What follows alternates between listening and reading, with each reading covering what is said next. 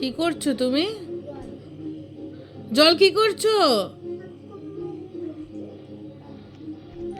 আমি কিন্তু দেখতে পাচ্ছি তুমি কি করছো। জল কি বুলুম বুলুম বুলুম পড়ে? তুমি কি করছো মাম্মা? তুমি জল মাখছো? আমি কি বকবো?